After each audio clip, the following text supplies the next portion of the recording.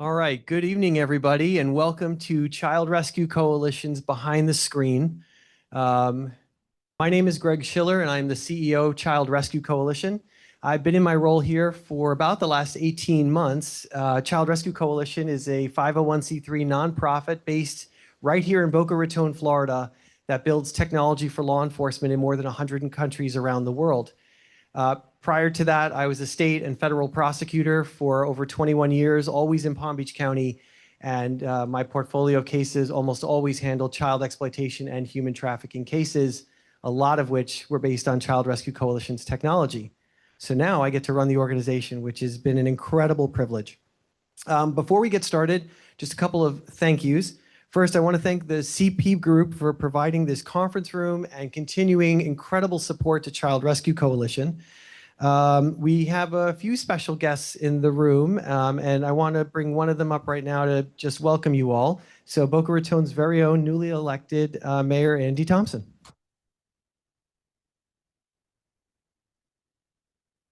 Thank you, Greg. Everybody, I'm Andy Thompson. I am honored to be the mayor here in Boca Raton.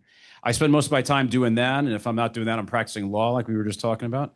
But when I'm not that, I'm the father of 5 children, and any parents in the room here probably have the same feeling of stress and dread when it comes to making sure our kids remain safe online. And that's why I am so very thankful that we have the Child Rescue Coalition here in Boca Raton, not only keeping our children safe, but keeping the kids safe throughout the country and throughout the world. And the organization has been around for a long time and now is under the fantastic leadership of Greg Schiller, who is marshaling it into its next era. And I'm so proud to be here with you all. So glad for the work that the Child Rescue Coalition is doing. And I'm very much looking forward to this conference and the conference we're going to have right here, right now, and hear about ways that we can continue to keep our kids and the children all across the world safe. So thank you all for having us here. Thank you all for being here. And right back to you, Greg. Thanks, appreciate it. Thank you, guys. Mayor Thompson, thank you so much for joining us tonight and giving us a little bit of time out of your busy schedule. So Child Rescue Coalition, for those of you that don't know, we've been in existence for about 12 years. And we started even before that as a bunch of police officers who identified that there were parts of the internet where horrible offenders were victimizing our children by trading the images of them when they were being sexually abused. And we figured out a way to combat that and build a tool that law enforcement could then proactively go and find these people. It's grown exponentially. And so myself as a prosecutor who put about 250 pedophiles in prison, more than 100 of those cases were based on the technology built right out of Child Rescue Coalition.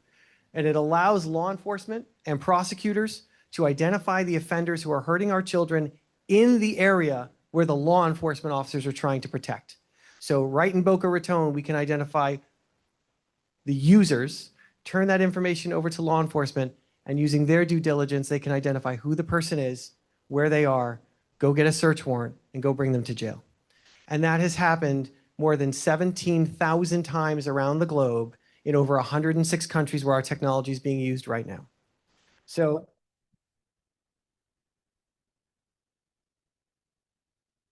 as proud as we are as that, we're also proud of the fact that those arrests lead to the safeguarding and rescue of children who are being sexually abused inside the home of these individuals. Most of these children are young, they're prepubescent. Most of them don't even know what's happening to them is illegal. They don't even know how to report. They don't even know where they should report. They don't even know that what's happening to them shouldn't be happening. So by making a digital case and going after the offenders, we can actually keep those children out of court, out of depositions, out of that secondary trauma, and go after the offenders in a digital manner. And that's what's been happening with law enforcement with help from the National Center of Missing and Exploited Children. And I'll introduce our panelists in just a minute. But fair to say, there's a global team fighting to protect your children every single day. But before we get into the questions, let me introduce the panelists, 2 people I have known for a really long time. First, to my immediate left and your right is Sergeant Tom McInerney. Tom serves as sergeant with the Broward Sheriff's Office and commands the South Florida Internet Crimes Against Children, or ICAC, task force. That's Miami all the way up to Indian River County and all those millions and millions of people and thousands of police officers in between doing this kind of work. He oversees one of the nation's highest volume ICAC task forces, coordinating investigations among more than 65 federal, state, and local law enforcement agencies from across South Florida. Sergeant McInerney has extensive experience investigating online child exploitation, leading proactive undercover operations, and managing cyber tip line investigations in partnership with the National Center of Missing and Exploited Children, or NCMEC. A recognized instructor and national speaker, he regularly trains law enforcement professionals on online child exploitation, human trafficking investigations, and emerging technology threats facing children. Tom, thanks for being here. My pleasure. Thank you for having me. Immediately to Tom's left is Gavin Portnoy. Gavin is the Vice President of Communications and Brand at the National Center of Missing and Exploited Children, where he leads the organization's communication strategy, brand development, media engagement, and strategic partnerships, including that with Child Rescue Coalition. Since joining NCMEC in 2014, he has helped dramatically expand the organization's national visibility through innovative digital initiatives, public awareness campaigns, and cross-sector collaborations. It's not just missing kids at the post office that we see. It's everywhere now. Before NCMEC, Gavin spent more than 15 years developing award-winning media and marketing content for organizations including Discovery, National Geographic, PBS, and Fox. He was recognized as PR Week as one of its 40 under 40 and is passionate about leveraging storytelling, technology, and strategic communications to advance child protection and support law enforcement worldwide. Gavin, thanks for being here. Thanks for having me. I could tell you great stories about these guys, but we have exactly 40 more minutes. So we're going to dive right into the questions that we prepared. And some of the people who are watching virtually have also supplied us with questions. But at the end, if we do have time, and even after time expires, if you want to keep going, we'd love to hear questions from you guys on things that we haven't talked about yet.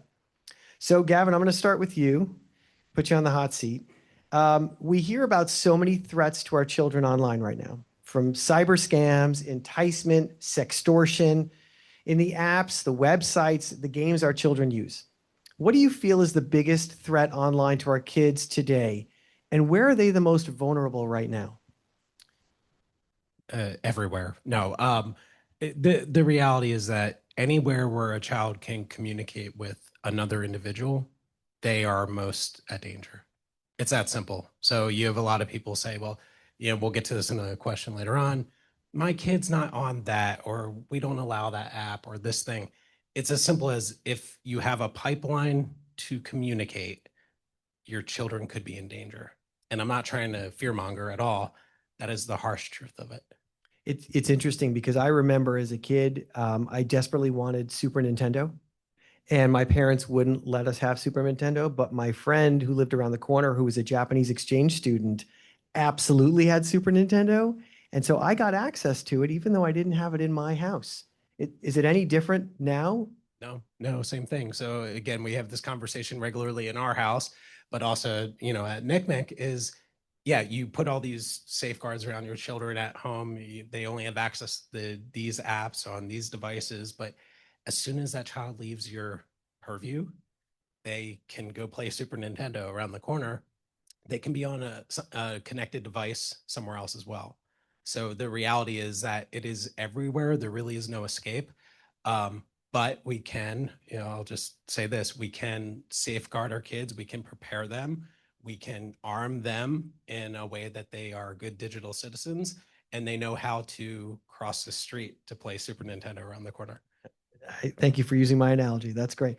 Tom, what about you? What do you think is the biggest threat our kids are facing right now online? Yes, I get the same question all the time when I do these presentations. People want to hear, stay away from these apps, right? What's the most dangerous app out there? And you're 100% right when you say any app that has communication resources on it. And every app nowadays does have communication access. Everything you can think about, whether it's gaming, social media, even YouTube has communication at this point, right? So every app has communication. So unsupervised communication is by far the biggest threat. Okay, so then let's get into it. If there's a threat out there, how do predators typically connect with our kids? What are you guys seeing at a law enforcement level that we maybe as citizens don't really know, or maybe we're not seeing in the news reports that come out? Yeah, so I mean, the general predator we deal with most of the time, they're not gonna say, I'm a 45-year-old man and nice to meet you, right? A lot of them are gonna try catfish and you're gonna pretend they're younger, they're gonna pretend they're a different sex. Maybe that the 16-year-old girl you're talking to is probably not a 16-year-old girl, it's a 45-year-old guy living in the basement type thing, And I hate to use that analogy, but that's what you're dealing with for the most part. And predators are gonna go where the kids are, right? So they're gonna hit the more popular apps amongst kids. So the more popular the app is, the predators know that, and they're gonna target those type of applications and try and get them there. So if Roblox is a very popular one, they're going to try and go there. If Snapchat's very popular amongst teens, they're going to go to Snapchat. And that's kind of how they do it for the most part. And they're going to try and engage them. They're going to try and meet them, show the interest, and all their information is out there, right? So we put all our information on social media. The kids do it more than even adults do it.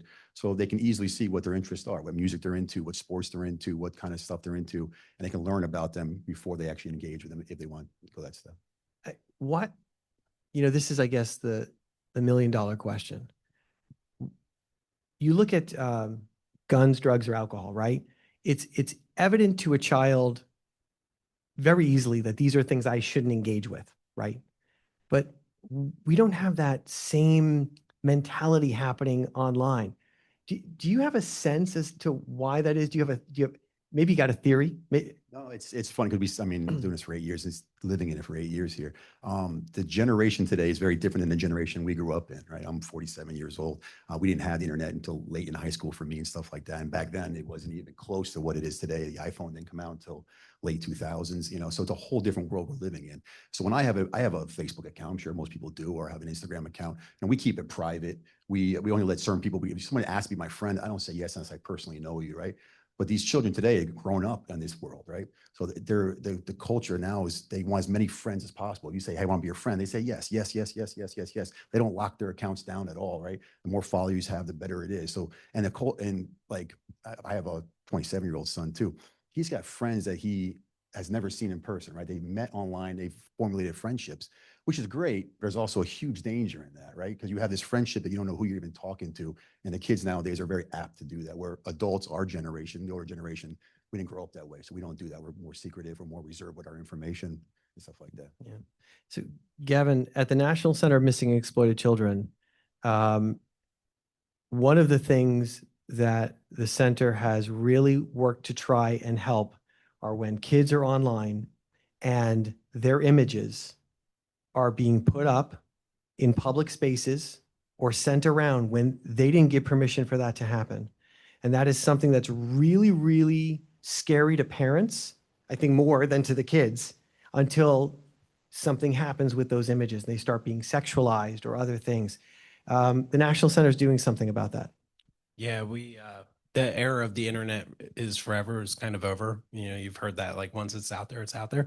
So we created this really cool program called Take It Down. So the way Take It Down works is we put an appeal out to all the electronic service providers. So anybody, anywhere where you could imagine sharing a photo and where it could be distributed or stored, we put an APB out and said, listen, if you're willing to sign up for this program, if we allow people to essentially create a digital fingerprint of a photo. So let me back up even a step further. Let's say your image is out there. We have this tool. It allows you to basically create a digital fingerprint of that photo. It will send that fingerprint to the National Center for Missing and Exploited Children. We don't take the photo or anything of that nature. We then share that. It's called a hash. We share that hash with these electronic service providers who signed up for this, and they'll scrape their system to basically eradicate it from wherever it is first, but secondly, prevent the future upload of that imagery. So that's something we see a lot of recidivism, for lack of a better word, where you see that image being re-uploaded again and again. The system simply won't allow it. So the internet is no longer forever when it comes to CSAM, child sexual abuse material. We haven't really said that terminology yet, but we're super proud of that program. And again, we've got a lot of the top electronic service providers, people that we're going to probably drop names quite a bit this evening on, that are part of that program. And I think it's great that you mentioned that second half of that too, because, and tech companies get a bad rap all the time, right? But I think what people don't hear is actually what they're trying to do to try and help in certain spaces. Not perfect, I think everybody would agree with that, but there are certain things they're trying to do, and participating in that is an amazing thing to help victims who get sexually exploited online. Yeah, absolutely. And I mean, you think about that, you also think about the sheer number of reports that we get. The reality is that these problems do exist on their systems, and a lot of the companies proactively do scan for them and submit reports via the cyber tip line. They can all do a lot better. That said, they are really trying to hunker down. There's some really good people that are working at these companies that, they understand kind of what's at risk here. So I want to shift gears just a little bit, Tom, and I want to ask you, um, if we're parents, we've got kids who are online, and someone starts grooming our child, soliciting our child. We don't know it, right? At first, in most cases, parents just don't know. Unfortunately, a lot of times until it's too late. We've seen children commit suicide. We've seen children hurt themselves. We've seen them do things because they're being blackmailed into doing things. What should parents be looking for? Tell us what that grooming process looks like when you guys see it on a law enforcement perspective, so that maybe we can get some ideas of what we should be looking for so we can protect our child before it's too late. Yeah, absolutely. So, I mean, to touch on the first part there, yeah, you're 100% correct. So the biggest thing that parents can do, we're going to say it a bunch of times tonight, the communication with our children, right? That's the number one thing we can say over and over again. People want that one safeguard. Can I buy this app and install it? It's going to protect my kid. Can I put this parental control on? It's going to protect my kid. And unfortunately, no, it's not. You mentioned earlier with the friends, going to your friend's house and stuff like that. There's 1,000 ways to get around some of those safeguards. But that open communication, we see success when the victim or the child tells a trusted adult, whether that be their parent or whether it be a sibling or an aunt, uncle, coach, teacher, whatever it may be. If they tell them early enough, we can get success. When they have fear of doing that or telling somebody when they're struggling, that's when we have the larger problems. And it's terrifying. It's horrible to read when we read the chats, the conversations, and we see the struggle of these victims when they're being sextorted, for instance. We'll go into sextortion, I'm sure, in a little bit here, what that is and what we're facing there. But, we see that torment that child is going through, and they would just tell an adult to get a law enforcement involved. It'd be great. As far as parents go, I'm a parent. We're all parents, I think. It's challenging. We're busy, right? We have full-time jobs. We have, travel, sports. We have, school. We're going 1,000 miles an hour. So watching our kids online is a challenge. It's a lot of time consuming. And what do you do? How do you learn all these apps? There's a new app every day. How do you become an expert on all this stuff? I work in the field and I'm far from an expert. I'm sure the change is constantly. I can't be an expert on all the new safeguards and things keeping it up. So that communication is key. Things to look for is obviously the change in attitude or a change in the child themselves. That goes with anything, whether it be, if your child changes behaviors or you're seeing a change in them. It could be bullying at school, but it could also be something more, perfect online as well.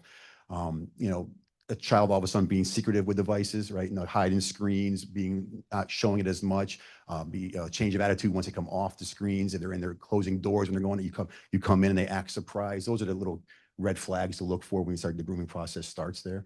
I can tell you a bunch of stories that we've seen with it, but we can keep going all night on that. But yeah, it's hard as parents. It's a challenge, and I, it's here to stay. We're not losing technology, and I always kind of go back to like, driving a car is dangerous, right? We all know that. I can sit here and tell you horror stories on accidents all day long. Yeah, we all still go out there and drive cars. We have to every day as part of our society.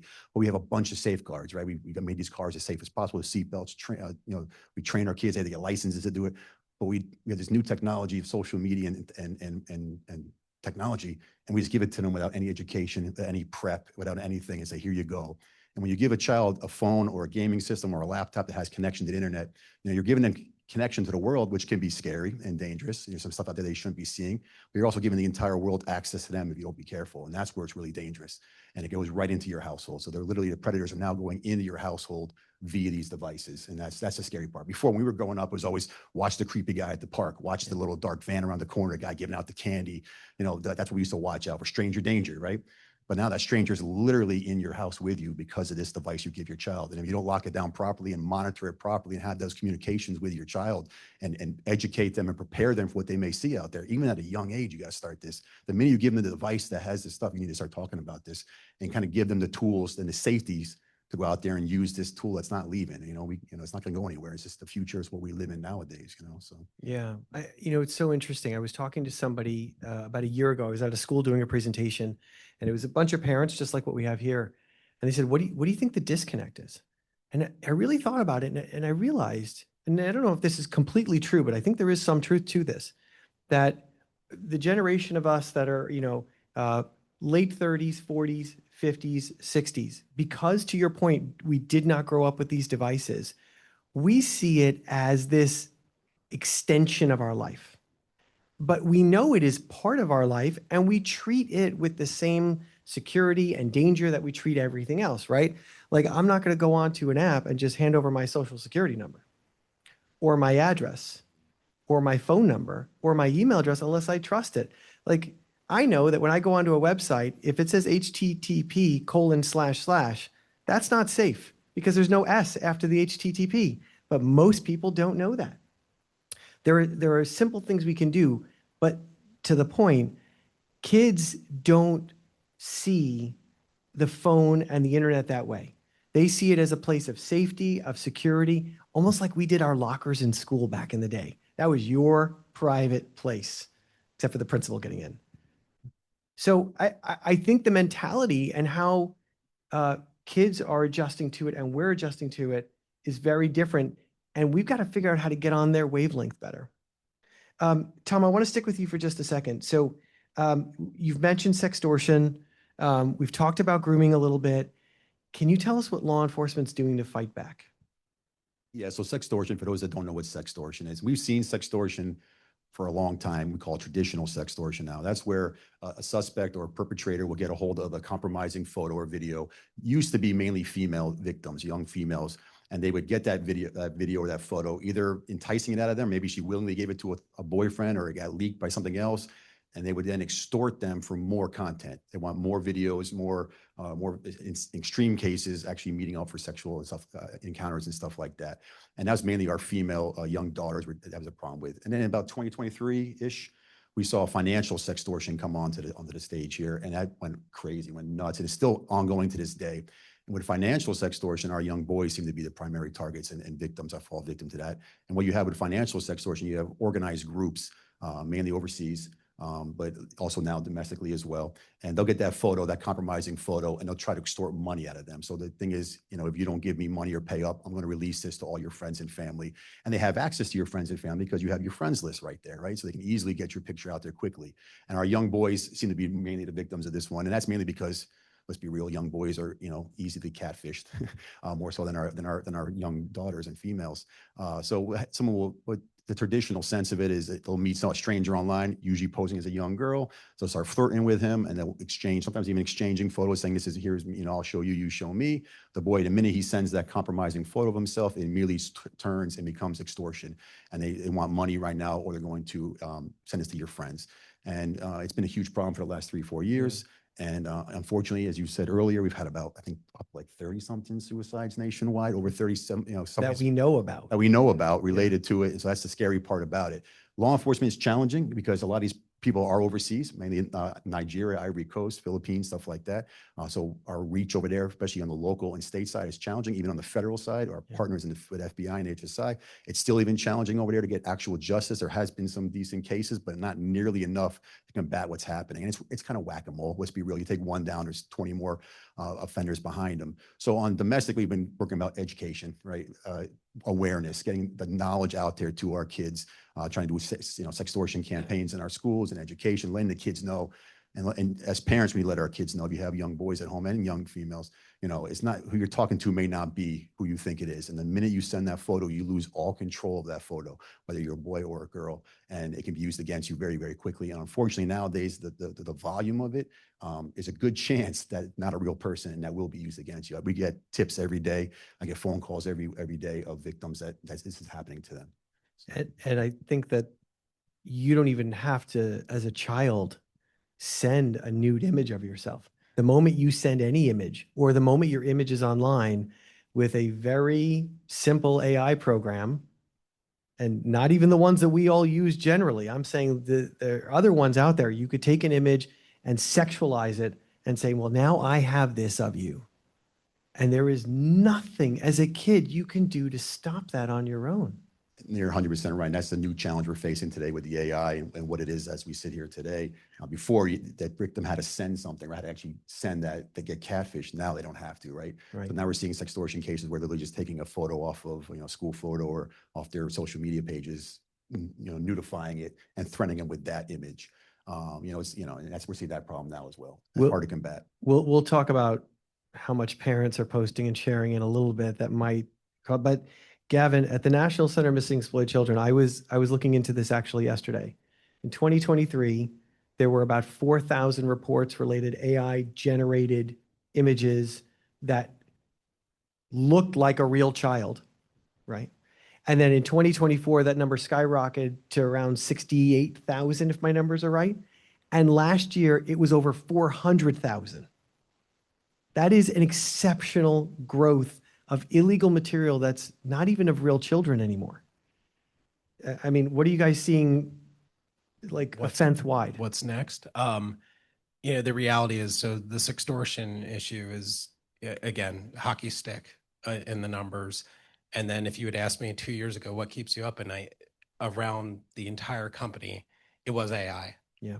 And again, I think that there's been this awakening to to the powers of AI. It's the buzzword in every other thing we're doing and seeing, but we're seeing more and more and more on the exploitation side, and where this is really dangerous. And again, I'm sure we'll talk about safeguards and everything else. This gums up our system. It takes analysts time to be able to differentiate between a real child, and in 23 it was good. Now it's phenomenal, where the technology is. And most importantly, it gums up law enforcement. We're taking limited resources, and instead of being able to focus on the real child that's in danger, they're now stuck on an AI generated piece. And let's be clear, they're all illegal. Like that I think that is the absolute biggest thing. But I think, we're seeing that. We're also seeing a crazy amount of, it's called sadistic online exploitation. Tell us about that a little bit. Yeah. So SOE is just, there's no reason behind this other than mayhem. We have organized groups that are basically coercing or extorting children to do terrible things. It could be something as, and you said we were going to scare people, so here we go. Killing animals on camera and televising it. It could be cutting themselves, putting the name of a perpetrator on their leg. It could be committing suicide. Absolutely terrible things. And again, we're seeing that increase at a rate that we're not. I mean, it definitely is something that concerns us. But the AI CSAM, and again, I cannot downplay enough what you were saying about financial sextortion. It was an overseas, where it was originating overseas, and we knew it was a problem for a while, but now it's becoming very much so a domestic issue. And, again, just to hit on the catfishing thing again, these perpetrators are targeting young boys. And it's not by mistake, because, they're young and dumb and they fall into this. And the reality is the suicides, they're almost all young men. Yes. That are, again, they're feeling so trapped that they don't have any way out. And, they end up, doing the worst thing you can imagine. And I'll just hit on one other thing that you said was, generationally speaking, we're used to, our parents kind of grew up in the era of be afraid of the white van. Right. Like that was it. You be afraid of the white van. The reality is the white van is now in our pocket. It is in our living room. And I think that, to pull another car analogy here, you mentioned about cars, like we have seatbelts, we have these things. The absolute best thing we can do is arm our children before something happens. So again, I know we'll get more into that, but I just want to react. We will, but and we're going to get there, but we've got to start having these conversations at a much earlier age than we were doing it, right? I said to a reporter yesterday, we cannot be talking to our kids about the birds and the bees in middle school anymore, because by the time they got there, they've already seen sexual activity, most of them, or their friends are exposing them to it, or somebody's talking to them about something they don't understand and they don't know what to do. They're scared to go to mom and dad, because what's going to happen? That device gets taken away. So, but we'll get to the communication aspect in just a second. Tom, I remember as a prosecutor, one of the best kind of cases I love doing were the undercover chat cases. And we did them, and I worked with people on your squad and up in Palm Beach County. We did them to try to prevent children from getting hurt. Can you, since the undercover agents who are doing this are sitting in chat rooms where our kids are, can you give us some idea what it's like being an undercover officer, either posing as a parent with a kid or as a kid? How many people reach out to them in the course of a day or a week? If your child's online, unrestricted, without age restrictions, they will be solicited. It's almost a guarantee at this point. Not even from necessarily a perpetrator or a predator, even from other peers, right? Yeah. I mean, I hate to say the exposure to pornography to our children is ridiculous at this point, right? It's everywhere, and pornography is not restricted on most of these sites to begin with. You go on Instagram, you can see pornography, you know? Sure. And so it was, and other kids will, I read them every day in the tips that we get sent. I can't tell you how many kids will just send unsolicited, pornographic images of themselves to everybody all day long. So if your child's online and unrestricted, they're going to be solicited. It's going to happen. Someone's going to reach out to them. It's almost a guarantee at this point, unfortunately, nowadays, which is why we had to educate them. And we are seeing it. We'll see. I mean, I get the tips. I read them every day, thousands of tips, as we talked about. It's some of these kids are getting educated. We're seeing a lot of users reporting people all of a sudden now. A lot of my reports from these are self-reported. So like someone entice them or is trying to, coerce them or ask for stuff, and they're reporting it themselves, which is great. We're seeing a lot more of that today. So it's not being accepted. We've seen chat rooms where somebody is like trying to do in the chat room saying something inappropriate, and they'll start ganging up on them saying, no, that's not gonna be tolerated here and stuff like that. So you're seeing with the education of our children, you're seeing them starting to fight back a little bit, which is great. Yeah. But of course, they're still vulnerable, especially the younger they are, because they don't understand that quite yet. And you're right, middle school is the Wild West at this point. Yeah. It really, really, it's scary what goes on in our middle schools and our middle school age children. That's a rough time. That 12 to 15-ish time, it's a hard time. And we're seeing a lot of victims in that area because they're, as kids, hormones start kicking in, right? Let's be real. We all have the hormones back then. And, I always joke, I use it quite a bit. When I was young, we didn't, to see pornography, you had to get maybe a Playboy some dad had, right? Or Skinamax at night with the squiggly lines now, right? So now this generation can see hardcore pornography very easily. Right. And it's changing how they are and how they interact with each other.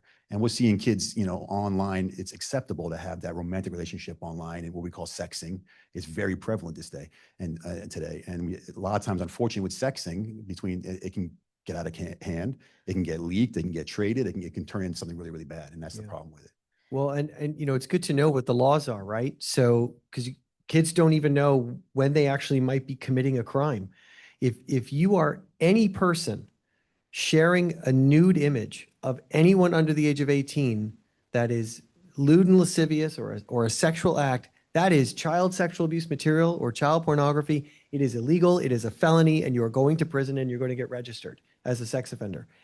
Even as a juvenile in the state of Florida, you could be a 16 or 17-year-old and get charged as an adult.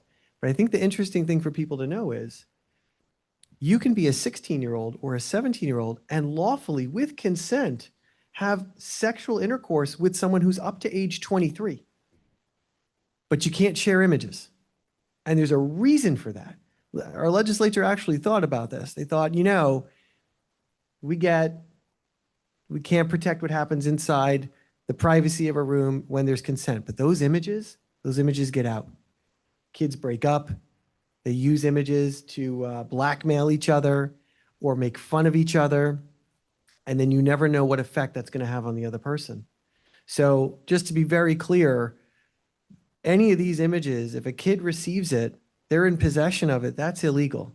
If they're sending it, it's illegal. So what's your advice to parents if a kid receives something they shouldn't get, whether it's a chat or an image, should they instantly delete it? Like what should we be doing as parents telling our kids? And what you say is 100% accurate. I will caution though. So I think a couple of years back, maybe 4 years ago, we used those laws to scare kids. We thought we would scare kids by saying what you're doing is illegal. Yeah. You could go to jail for it by sending it. And I think it kind of backfired on law enforcement a little bit. I really do. How so? The kids were scared to report when they got into trouble. Oh yeah. So when they found themselves in trouble, they were scared to go to law enforcement because they thought that they would be arrested themselves. And actually some of our predators would use that almost tell them that you sent me the picture, you could go to jail. So I think kind of backfired. So we're cautious with that. You're 100% right, though. We have arrested juveniles before on the more egregious stuff, right? Of course. On the sextortion stuff, we have juveniles extorting another juvenile. That's something you go. But we try and do more education, more awareness. And when we have, two juveniles sexing, we get involved. Usually we're telling, little Susie, knock it off, little Tommy, knock it off. It's like, we kind of educate more than actually go for enforcement. We don't want to turn kids who are learning how to use the internet and going through their sexual changes and stuff, put them in jail as pedophiles, right? That's not what we're trying to do here. So I caution that a little bit, but yes, you are 100% right. That is illegal. And, 2 16-year-olds can have sex, but they film it now. It's a felony technically by the letter of the law. But you have to be careful. And as parents, if you find your child is a victim, say your child comes to you or you find on their device, they sent them something inappropriate, or they're actually extorting them, or they're trying to entice them and groom them. You're right. Yes. The first thing you can do is not freak out, right? Communication with the child. A lot of times as parents, we freak out right away and take the device right away. And I think you said it earlier, Greg, the number one reason we ask kids, why didn't you tell somebody? The number one reason is they thought they're going to lose that device. And you said it a little earlier, their entire world is online. That device to them is so important. Right. You've probably seen it. You take your tablet away from your kid, you see them lose their mind, right? You see the kid take their phone away for a little bit. That's worse than grounding. That's worse than losing cars. That's worse than anything to a child nowadays. So the biggest fear is that parents going to take it away. So we caution parents, don't be so quick to take it away. Calm down, talk to them, be that approachable adult. You want to document as much as possible for law enforcement if a crime's being committed. You screenshot as much evidence as you possibly can. You want to notify law enforcement if you believe it is a crime. Your local law enforcement, you can do the National Center as well, which is a great way of reporting it to the cyber tip line. We can give that out later, I'm assuming. Yep. The good thing with the cyber tip line, when you call 911, your local 911, you're going to get the road patrol officer is going to show up, right? It's a guy who pulls people over, handles accidents, handles every call known to man. He's going to show up. He's not an expert in ICAC, in internet crimes against children, right? When you go through the cyber tip line, it's going to get routed to one of the 61 task forces nationwide. It's going to fall right back into the same law enforcement's lap, but it's going to fall in the lap of a trained ICAC investigator. Like your team. Like our teams. And we have 500 members of our task force here in South Florida, 12 counties down here. It's going to fall right into their hands, which is more a trained investigator opposed to a road patrol guy who, unfortunately, doing all the hardest job known to man is law enforcement, is a road patrol deputy or officer. But again, so report to local law enforcement, report to the cyber tip line. Then you want to block the individual as soon as possible, and also report it to the ESP, that's the electronic certifier, the social media company. So if you're on Instagram, you can report almost every application has a report feature, and you can get that individual blocked as fast as possible as well. So that's what I recommend to most parents when this happens. Those are great tips, Tom. Thank you. So Gavin, this is a great segue then. I'm sure most people in this room have heard of NCMEC and the National Center for Missing and Exploited Children. I know a lot of people in this room because they've heard my presentations and they've heard me yell up and down the street about the cyber tip line. How does it work? How do we use it? And who's using it? Sure. Yeah. So the cyber tip line is the nation's centralized reporting system for child sexual abuse material. So the way it works most commonly is electronic service providers automatically report child sexual abuse material or crimes online against children to the cyber tip line. A lot of it's automatic. I'd say the overwhelming majority of it actually is at this point. So it scans for known CSAM within there. So we have hash lists. I talked about hashes before, digital fingerprint. So each of these services basically scan their systems, and if it sees a known image or video, it'll make that report automatically to us. So if I'm like sending a Gmail and I'm uploading an image and it pauses right before the end, is that Google checking the image? I mean, it could be. Yeah. It could be. I mean, the reality is the sieves are all on the back end. Yeah. You won't see it user side, even though we wish you did. That's a whole other panel. We could certainly do that. Next time. Yeah, right. So the hashes or the reports come into the National Center for Missing and Exploited Children. We then use whatever information is available in that report to get it to the appropriate law enforcement. So if it's here in Florida, it's going to end up in Tom's office, South Florida specifically. It'll end up in his office. It also will reroute it wherever it needs to go internationally. So I suppose the good news here is that the overwhelming majority, more than 90% of the more than 20 million reports that we received last year resolved overseas. So the bad guys were over there. That said, we still have a lot that needs to be done here. The way the cyber tip line also works is it allows the public to make reports. Now, it still is like a sliver of the pie. So again, more than 20 million reports were mostly automated from the electronic service providers. About more than 200,000 came from the public.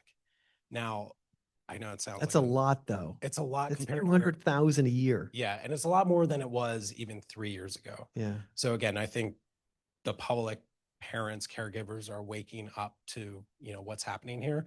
A lot of the electronic service providers are also now, they're doing what's called signal matching.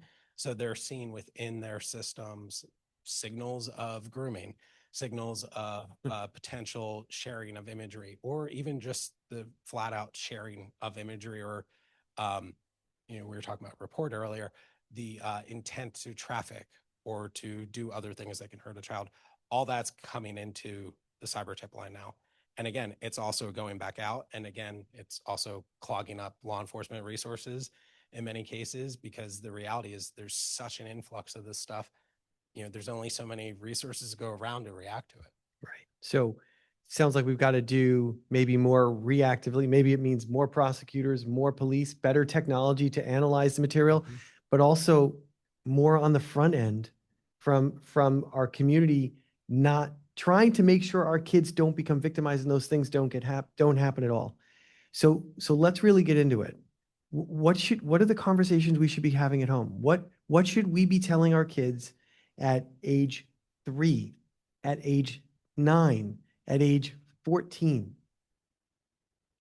I mean, I can take it first. Whoever wants to go first. Yeah. This is a big question that everyone cares about. Yeah. So, I mean, the first thing is at NCMEC, we're never going to say, don't go online, because the reality is we understand that is not realistic.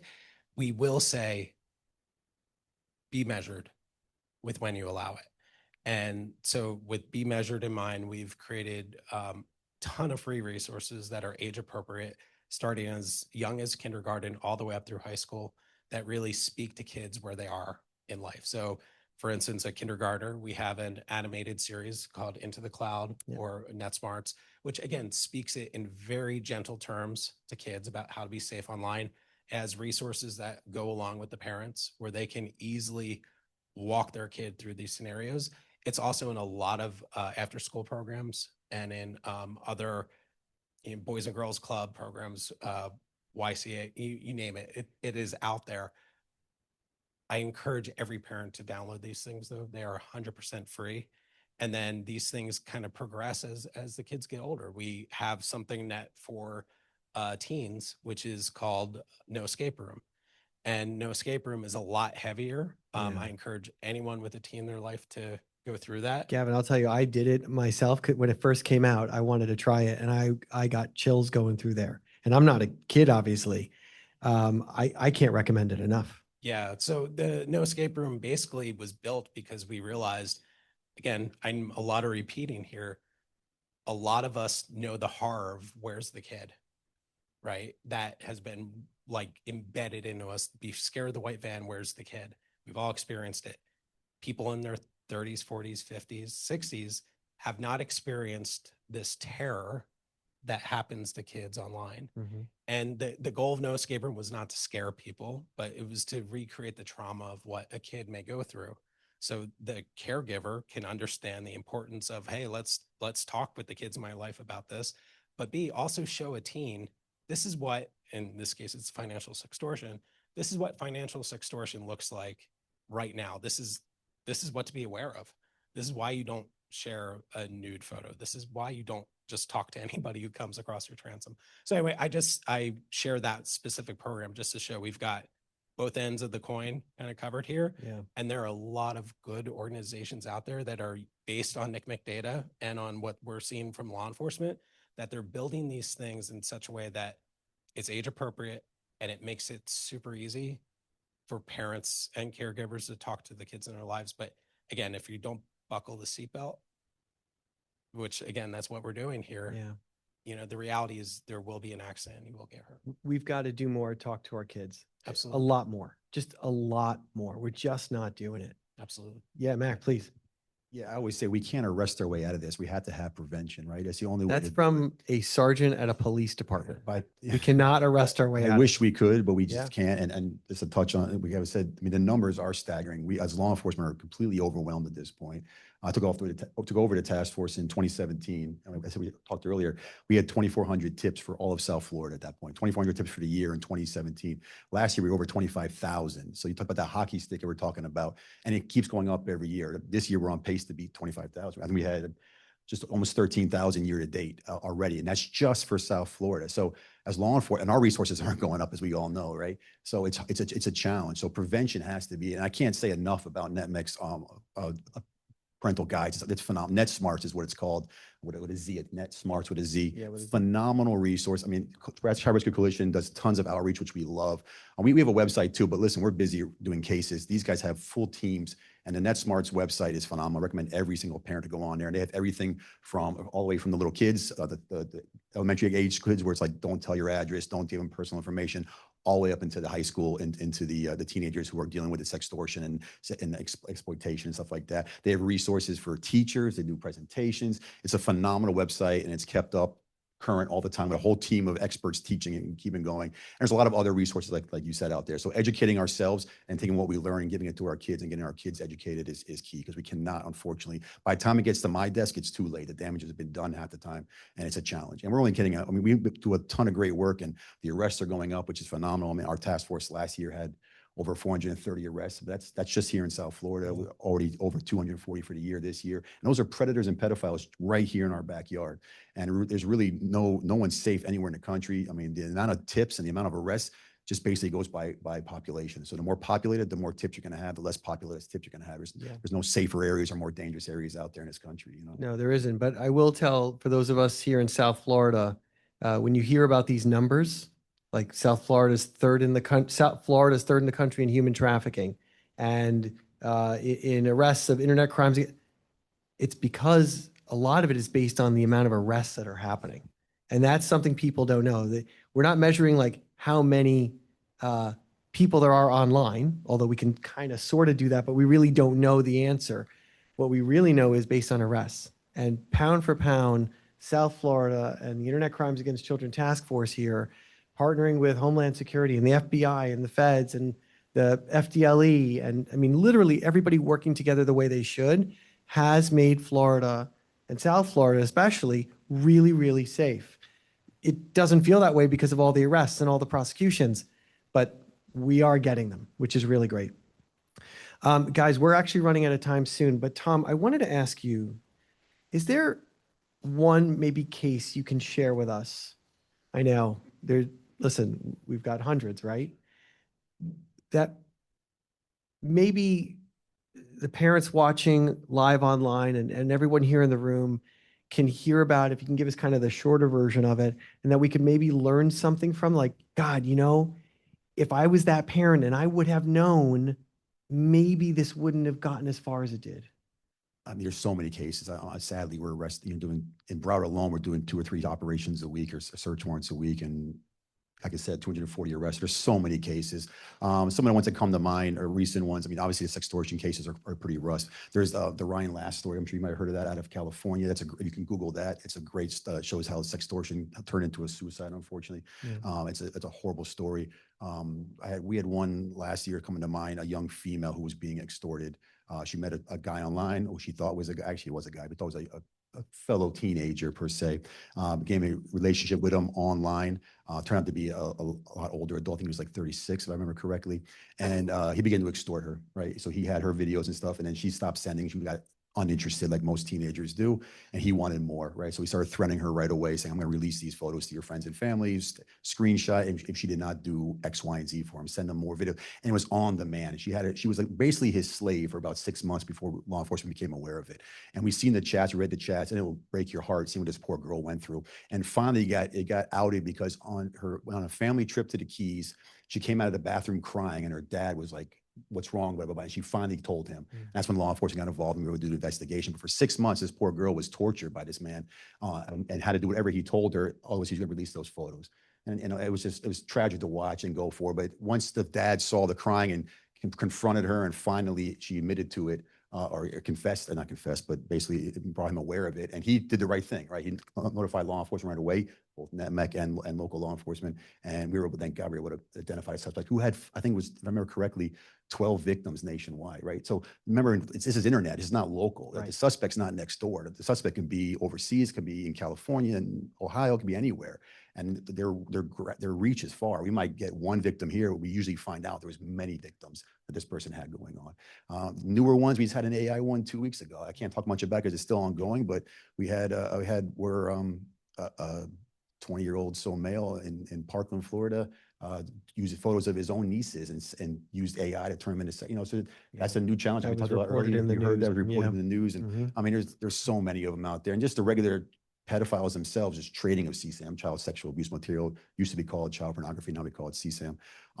Just the how much is being traded online, these chat groups online where all these predators and pedophiles come together and trade this horrific content constantly. And it's only a matter of time, if they haven't already became hands-on, will become hands-on. Yeah. And so with ICAC, the good thing is we can hopefully get them with the trading before they go hands-on with a victim. Right. Unfortunately, sometimes we find out they have been hands-on and, and stuff like that. But a lot of times we can try and get there first when they're, identify them as a pedophile, arrest them for the content and the training of the content before they cross that line and go hands-on.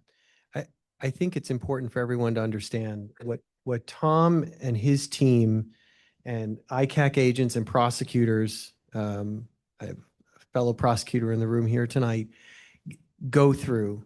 Doing these cases is exceptionally taxing, because not only are you reading through chats that Hollywood could not even come up with because they are incredibly graphic, but then looking at the imagery and the videos of these children. And a lot of what we have to look at, unfortunately, is not just prepubescent, but under age 5. And it is horrible what is being created on our children and then being shared around the world like baseball cards.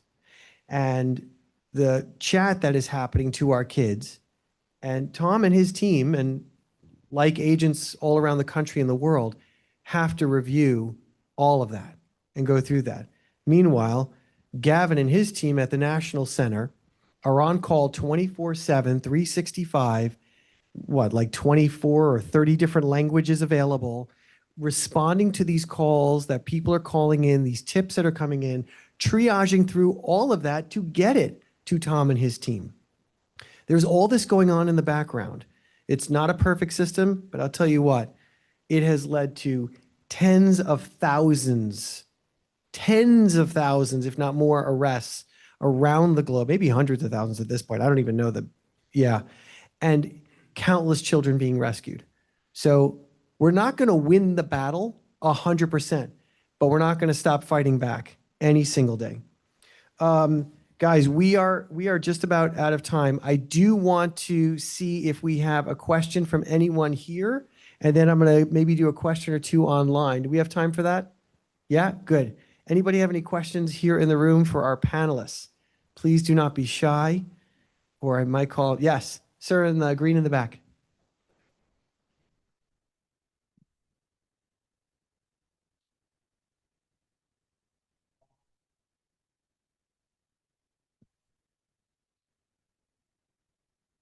So the question was, are there things citizens can do to support the efforts of law enforcement, the National Center of Missing Exploited Children, to get involved to try to help combat this, we'll call it an epidemic? Yeah, sure. So educating, sharing what you learned here today with people right? So your kids or your sisters and brothers or people getting a message out there is huge. And I heard this other day at this CRC event, and tell everybody you can possibly tell and educate them is huge.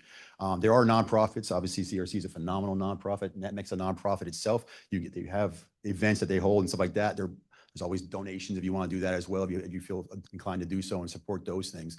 But I think it's education. There still seems to be an ignorance out there of what goes on. Even myself, before I took this over in 2017, I was doing gangs and narcotics and stuff. When I took over, I had no clue, even being in law enforcement for 20 years, I had no clue how prolific it really was. And so it blew my mind. So there's still that ignorance out there. And even like you said before, it's not just my team, even the ICAC national program, people really don't know it exists. And it's been around for 30 years. Right. There's 61 task forces nationwide with thousands of dedicated investigators and forensic people and stuff like that. And they are very, very passionate people, and partners with NetMEC and nonprofits like CRC and our federal partners and stuff. They're very passionate. They want to do it, but we are overwhelmed. And so we rely on that public awareness. public awareness is huge. I mean, I can't get past enough. I wish we do more of it. I think as a society, we're failing a little bit. I wish the schools would do more education at earlier levels. I mean, when I growing up, we had DARE for drugs. Yeah. We had GREAT for gangs. Remember the egg on a frying pan, man? That scared the Yeah, crap that was out of me. Reagan with Yeah. egg in the pan. We need more of that from our government, from our schools, from everybody. We need more education. So just get the message out as much as you possibly can. Gavin, let me ask you, we had a question come in online.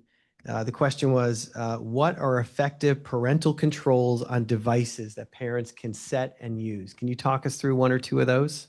I wish it was as simple as flip the switch on your kid's device. The reality is that every app is very different.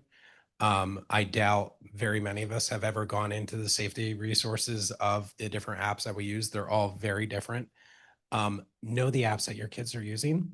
They all have very, very different things. Now, there are certain devices that are out there now that I'm not going to plug any of them, but you can download or purchase these specific devices that have certain guards kind of built into them. So if you have kids of that age, definitely look into that.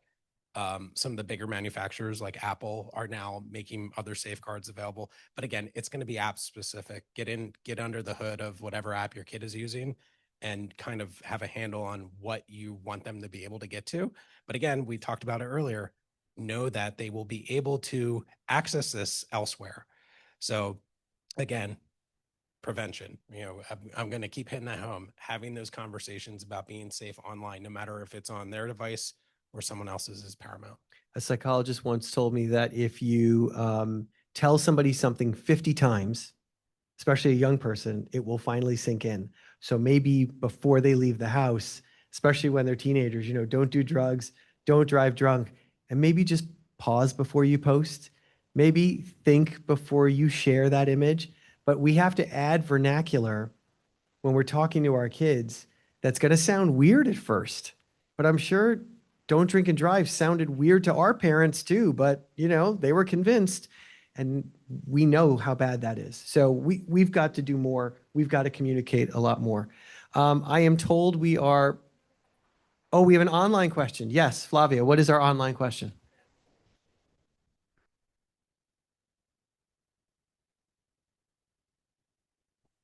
Okay, the question is, where can we get education material specifically to elementary school kids? So I'll tell you, Child Rescue Coalition's website, we have our CRAM series that is geared towards kids of that age. And as you already heard, if you go to the National Center of Missing and Exploited Children's website and you go to NetSmarts, which is their program, you can find age-specific things on there. Right, Gavin? Yeah, exactly. ncmec.org, educational resources right there for you. Perfect. Awesome. Do we have time for one more question from the... Great. Mark, I think I saw your hand up before.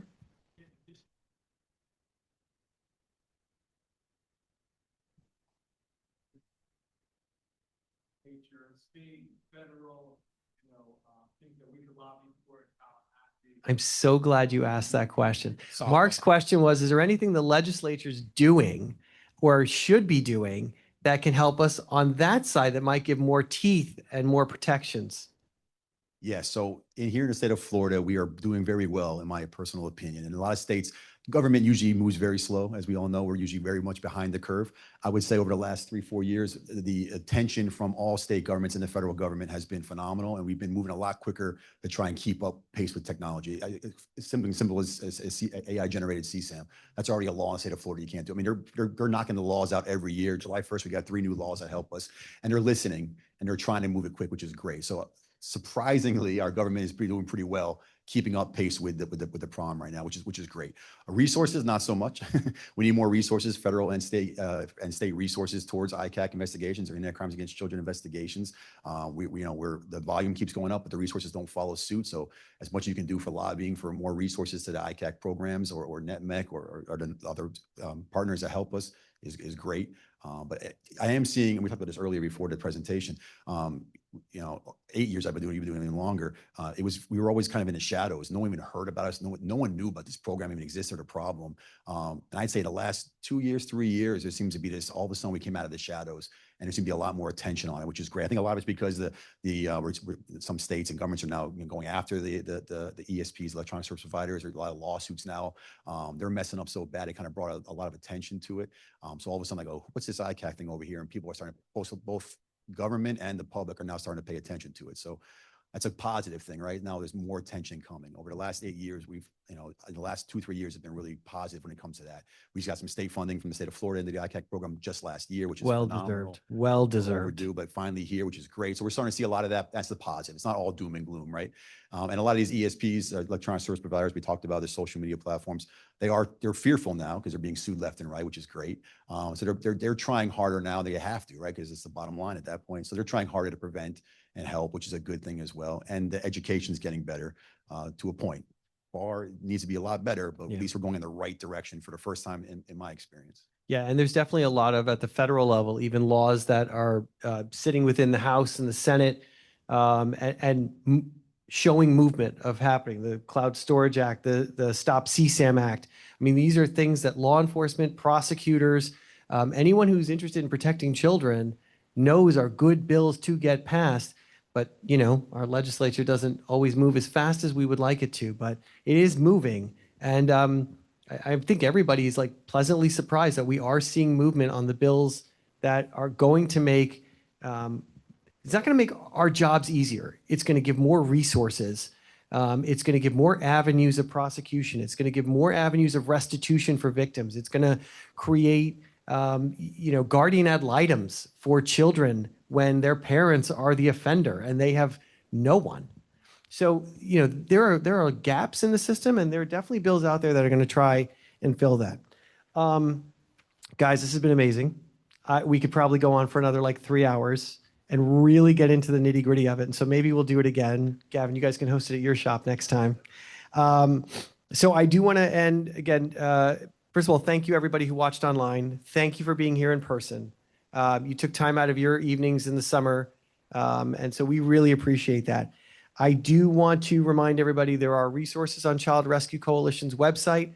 There are resources at the National Center of Missing and Exploited Children's website. Tom's got resources, but as he said, and you got a website, which is, listen. The website points to their websites. Yeah. And our websites point to each other. So, it's all just one big family. A question came up before, and since it's a Child Rescue Coalition event, I'd be remiss if I didn't tell you about some of the things that we have coming up. Next Wednesday is, as part of the Boca Raton Chamber Festival Days, Child Rescue Coalition and BSB Consultants are hosting a game night at American Social here in Boca. The proceeds go to Child Rescue Coalition, but it's going to be a lot of fun, a lot of prizes. It'll be a great time. That's at American Social next Wednesday. On August 15th, we're doing we do 2 or 3 of these a year. We're doing a blanket and bear hug event. If you've never attended one of our blanket and bear hug events, they are so much fun. And those blankets and bears that we put together in packages are then provided to law enforcement. They go in their cars, and when they find a child in need, they can give them this little sense of warmth and compassion. And these bears have been all around the world. We just delivered some to the Philippines a few months ago. Then we get to some of the more fun events, if you will. September 24th is our 3rd annual poker tournament. It's a blast. It's a lot of fun. It's in Delray Beach. And then on October 23rd, we're having our Rally for Rescue. It's a pickleball tournament because, it is South Florida and we all play pickleball. And even if you don't, you know somebody who does. And anyway, these are great events. And it's indoor pickleball, actually right here in the Boca Raton Innovation Campus. There's an indoor pickleball facility, and so we're doing it right here. So go onto our website, childrescuecoalition.org/events. You can sign up for all of these. Bring your friends. They're a lot of fun. And again, thank you everybody for coming. Gentlemen, thank you so much for being here tonight. I really appreciate it.